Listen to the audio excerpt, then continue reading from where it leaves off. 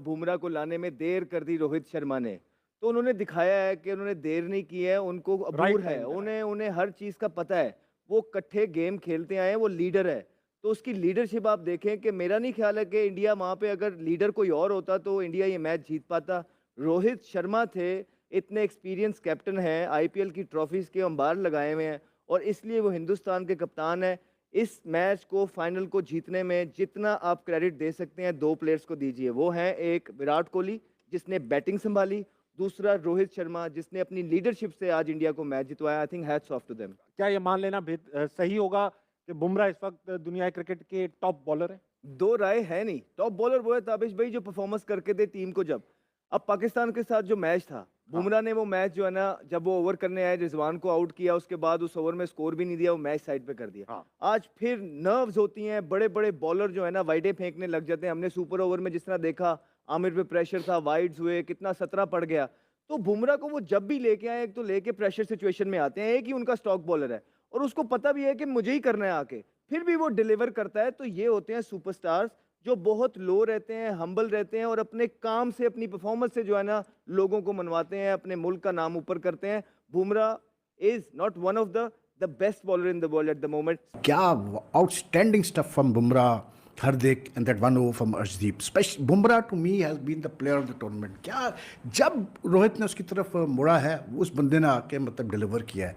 ये होता है पेस बॉलर। बुमराह जो है ना, ही रिमाइंड्स मी, वो जो कैलिबर था वसीम का, वकार का, हेडली का, वो बड़े बड़े बॉलर्स का 80s में, 90s में, 70s, he reminds me of that sort of bowler who is there to deliver. बातें कम नहीं, ज़्यादा उल्टा सीधा सेलिब्रेशन नहीं, डिलीवर करता है यार। और क्या outstanding world cup for him.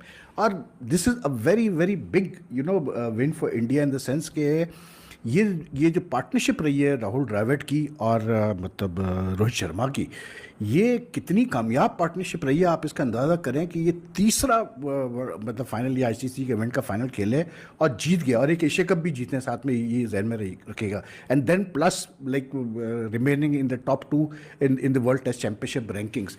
So they have made a big impact on since 2021, since Dravid took over. बड़ा इम्पैक्ट डाला है भाई उसने इंडियन क्रिकेट के ऊपर। और अब जब वो छोड़ के जा रहा है तो आप देखें यार क्या लेगेसी वो छोड़ के जा रहा है। ये नहीं कि 2013 से इंडिया कोई आईसीसी इवेंट का टाइटल नहीं जीत पा रहा था, जिता दिया भाई उसने।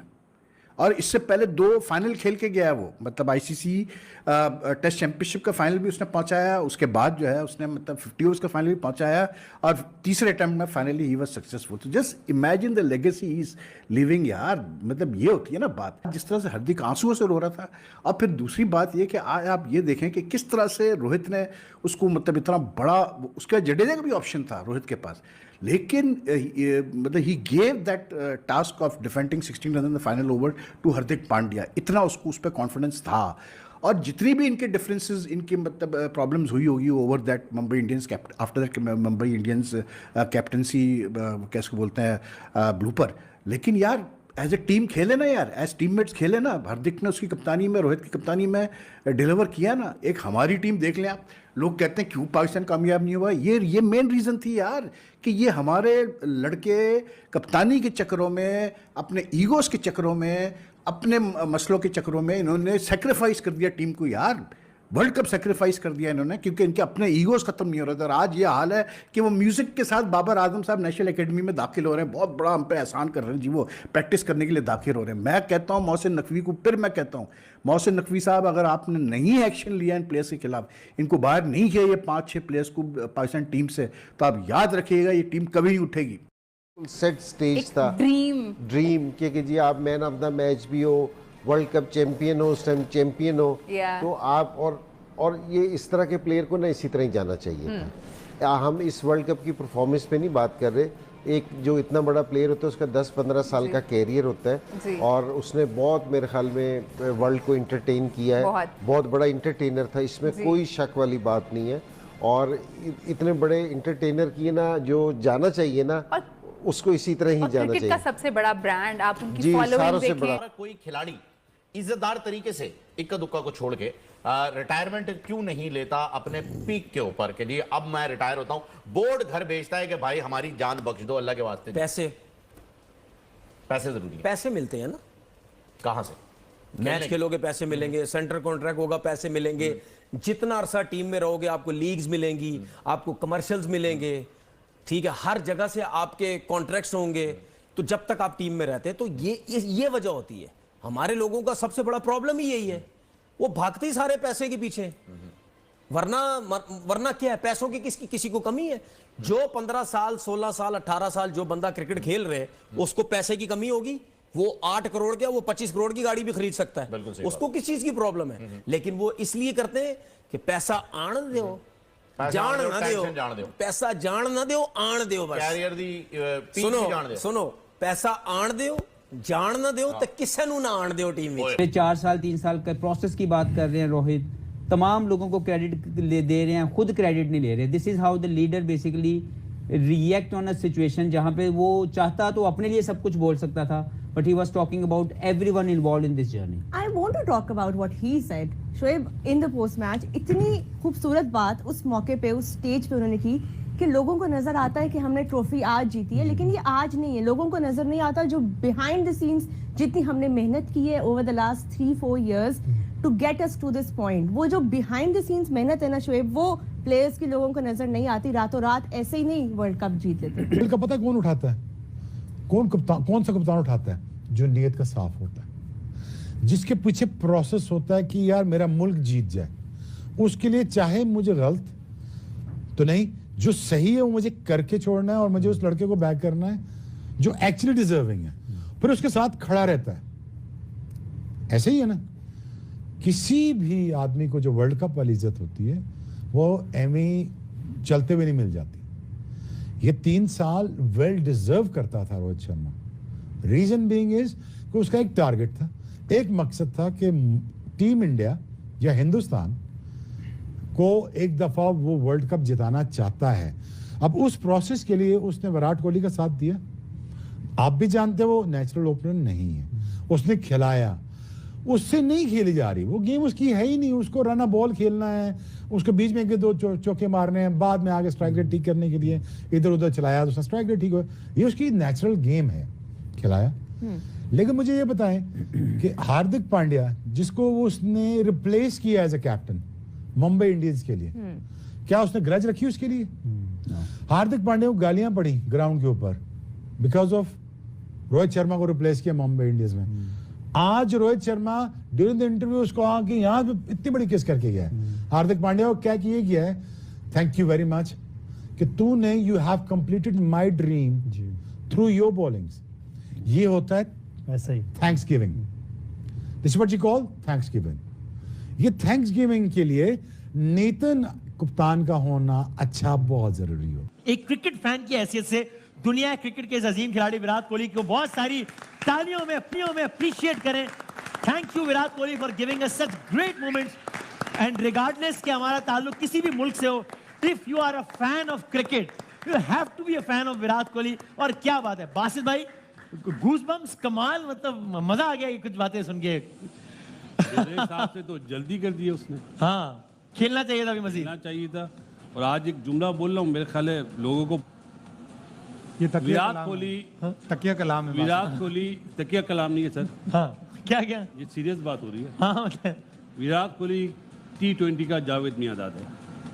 अच्छा, सही जनाब।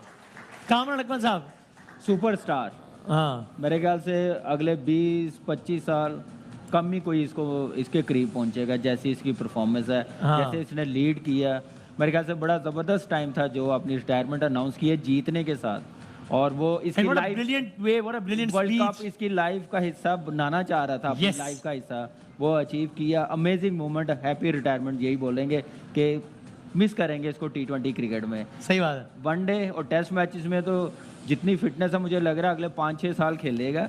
लगता नहीं है कि वो इतना खेल जाएगा क्योंकि अभी जैसे इसने ऐसी फिटनेस के साथ T20 छोड़ा, मेरे ख्याल से यंगस्टर्स के लिए जितना जबरदस्त ये रोल मॉडल है कोई भी नहीं हो सकता। मॉडर्न डे क्रिकेट आजकल की कोई भी नहीं। अब शाहिद भाई, मतलब ये तो एक पूरा एक फिल्मी दास्तान है ना, जो कि असल में फिल्मी नहीं बल्कि हकीकी है कि इतना आइकॉनिक प्लेयर, लेकिन ये कि अनफॉर्चुनेटली जबरदस्त किरदार अदा कर रहा है, टीम को मैच विनिंग इनिंग्स देके भी दे रहा है, लेकिन ट्रॉफी हाथ में नहीं आ रही है। फिर वर्ल्ड कप में जाता है, फाइनल में हार जाता है पिछले वर्ल्ड कप में, फिर वर्ल्ड कप में जाता है, बहुत बुरा वर्ल्ड कप खेलता है, फिर टीम फाइनल में पहुंचती है, बेहतरीन खेलता है, मैन ऑफ द मैच बनता है, टीम को जितवाता है और कहता है कि अब अगली जनरेशन जाए, अब मैं यानी इससे अच्छा इख्तिताम इस कहानी का हो नहीं सकता था। किसी भी प्लेयर की ग्रेटनेस की निशानी है ये। और 2011 का वर्ल्ड कप जब जीता था इंडिया, तो विराट कोहली ने कहा था कि सचिन तेंदुलकर को हमें कंधों पे उठाना चाहिए। आज जब आशा भोगले ने उससे कहा कि आपको उठाना चाहिए कंधे पे, उसने कहा नहीं, रोहित शर्मा को उठाना चाहिए, इसलिए कि वो कप्तान है। क्या बात इतनी है, ग्रेटनेस है। क्या और बात। आज मुझे लग रहा है कि प्रेस कॉन्फ्रेंस में जब ये विनिंग प्रेस कॉन्फ्रेंस होगी तो रोहित भी अनाउंस कर देगा रिटायरमेंट। अच्छा, अपना रिटायरमेंट। सबसे पहले तो शाहिद भाई को मुबारकबाद दीजिए, वो पहले ही बता चुके। परफॉर्मेंस नहीं की, लेकिन मेरा मानना है कि अगर आज के मैच में विराट कोहली ना होते और वो स्टेबिलिटी और गाइडेंस ना देते उनके प्लेयर्स को जो उन्होंने दी, जिस तरह अक्षर को भी खिला रहे थे वो, तो मेरा नहीं ख्याल है कि इंडिया कभी भी 180 पे पहुंच पाता। उसके बाद जिस तरह साउथ अफ्रीका ने चेस स्टार्ट किया, क्विंटन डिकॉक सॉलिड लग रहे थे बहुत ज़्यादा, मैच ऑन किया, उन्होंने शॉट मारा, हाथ में चला गया, वो टर्निंग पॉइंट था। फिर उसके बाद क्लासन ने जो गेम ऑन किया है, उन्होंने दिखाया कि क्यों लोग दुनिया में उनको इतना हाईली रेट करते हैं। ऑन हिज ओन उन्होंने मैच 2-3 ओवर के बदल के रख दिया उनमें, और छिक्के लंबे लंबे छिक्के मारे। फिर उसके बाद Only 6 days master Vedic झंडा लेके जरूर आए ताकि इस झंडे को देखकर इनमें मोहब्बत रहे। मगर टीम इंडिया के खिलाड़ी ने बताया कि जब आपने जर्सी वतन की पहनी हो तो फिर किसी को देखकर मोहब्बत जगाने की जरूरत नहीं पड़ती, ये यहाँ पर दिल में रहती है।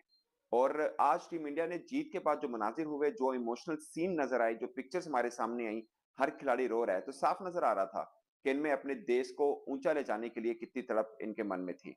और उसके बाद इनके कप्तान ने झंडा क्यों गाड़ा। और आज जो मैंने आपको इस वीडियो में टाइटल दिया कि व्हाई आई एम हैप्पी कि टीम इंडिया वर्ल्ड चैंपियन बनी है, उसके पीछे दोस्तों एक मिथ है। मुझे लगता है कि पाकिस्तान जब हारा, वर्ल्ड कप से बाहर हुआ, तो पाकिस्तान में बहुत शोर मचा कि हमें अपनी क्रिकेट को अब ऊपर लेके जाना है, हमें भी अपनी क्रिकेट को थोड़ा के प्रोग्रेस करनी है।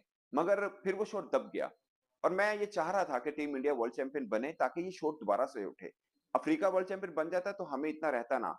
माजरत के साथ बहुत से फैंस शायद इस चीज में हो जाते कि ठीक है इंडिया भी तो नहीं बनया ना, बट अब इंडिया बन गया। अब ये तकलीफ ज्यादा बढ़ी है हमें कि यार हमारा हमसाया देश, हमारा रवायती हरीफ या राइवल कंट्री वो वर्ल्ड चैंपियन बन गया, हम पहले ही राउंड से बाहर हुए हैं।